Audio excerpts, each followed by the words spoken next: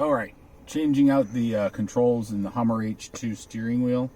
It took me a couple seconds to figure out a workaround. What I would suggest you do is, I bought these little pry bars, non-marring pry bar tool set from AutoZone or something or other. And what I did is, I don't know if you can see this, is that coming in? I went around the rubber. This is all plastic or rubbery, a little spongy. Surprising amount of gunk in there, and like it's stuck because this car is, 14 years old, and it actually breaks it kind of free. But you can't. These are not strong enough though to pry it out, and I don't want to use a screwdriver and maybe damage the rubbery material. So what I came up with those hemostats.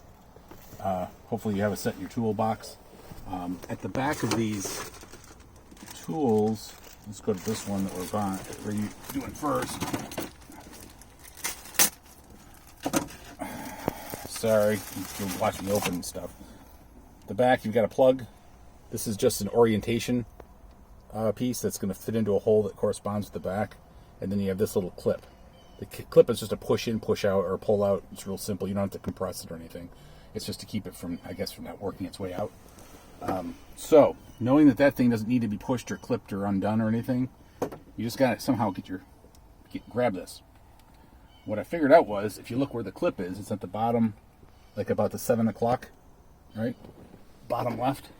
If I grab, if you can see this, see the edge that goes around?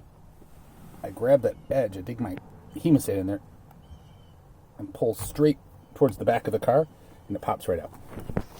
Now, people have talked about that it's really hard to get to these plugs, and it is really hard to get to these plugs. There's not a lot of excess slack in that line. You need some hemostat so that you can reach in there. There is a clip. Let me get the camera on this. Is that coming through? You see where I'm pointing right there? You see it right there. That little clip there needs to be pushed in, and then you see it work its way out. But you see, over here, there's like no slack at all in this line. So the only way to get this thing into the new one is going to be to reach behind the new piece, holding onto that plug and moving it into proper orientation and going until it clicks in. Once it's clicked in, you're good. Then you just literally push these straight back in. Let me see if I can do one for you. I try not to make these videos too long because I hate long videos myself. So let's see what I'm doing here. Can you get the camera around a little bit? Let me see this for a second. Hold it. I actually am not grabbing. I'm pushing between the wires and prying this way to give it some strength. You can hold it right there. I got my trusty daughter here videotaping her first time doing one.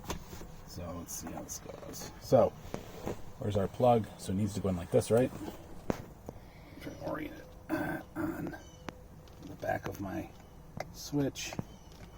I'm on. Now I just need to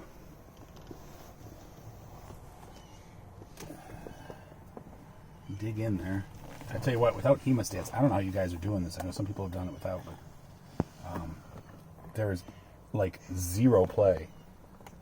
And I don't know if you can come over my right shoulder a little bit.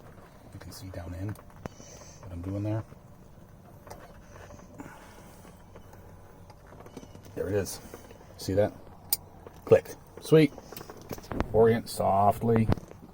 Push it, and then you hear it click. It's in. It's that simple. One of the other thing I would say is that because this is rubbery, I would definitely not do this job. You don't have to look at me. You can look at the. I wouldn't do this job though if it was cold. Heat up the car. This is still fairly warm out because it's early fall, but I wouldn't do it if this was really cold because you might tear this material. Anyway, hope it helps you.